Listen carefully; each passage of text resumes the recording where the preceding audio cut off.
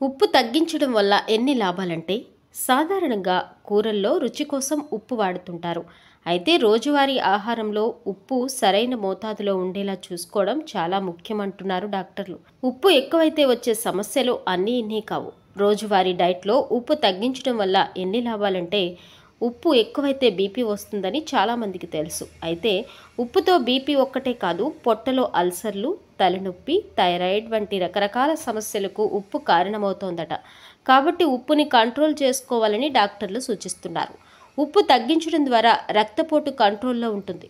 ఇది heart stroke, heart attack వంటి గుండె సంబంధిత సమస్యల ప్రమాదాన్ని తగ్గిస్తుంది. తక్కువ ఉప్పు కిడ్నీ సంబంధిత వ్యాధుల ప్రమాదాన్ని కూడా తగ్గిస్తుంది. శరీరంలో సోడియం లెవెల్స్ పెరగడం వల్ల కిడ్నీలపై అధిక భారం పడుతుంది. ఉప్పు ఎక్కువగా తింటే క్రమంగా మూత్రపిండాల పనితీరు దెబ్బతింటుంది. కాబట్టి ఉప్పు తగ్గిస్తే కిడ్నీలను ఆరోగ్యంగా ఉంచుకోవచ్చు.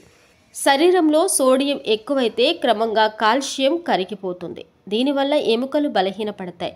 కాబట్టి తక్కువ ఉప్పు తీసుకోవడం ద్వారా ఎముకలకు ఎక్కువ కాల్షియం అందేలా చేయొచ్చు.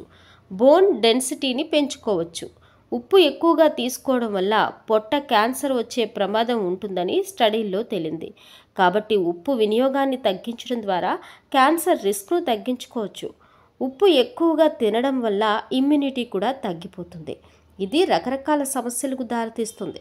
కాబట్టి ఉప్పుని మితంగా తీసుకోవడం చాలా ముఖ్యం.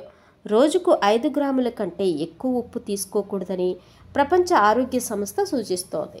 అందులోనూ రీఫైన్డ్ సాల్ట్ కాకుండా రాక్ సాల్ట్ లేదా పింక్ సాల్ట్ వంటివి తీసుకుంటే మంచిది. ఉప్పుని పూర్తిగా మానేయడం కూడా సరికాదు. ఎందుకంటే రక్తపోటును కంట్రోల్ చేయడంలో హార్మోనల్ బ్యాలెన్స్కి ఉప్పు చాలా అవసరం. కాబట్టి ఉప్పును పూర్తిగా పక్కన పెట్టకుండా మితంగా తీసుకోవడం అలవాటు చేసుకోవాలి.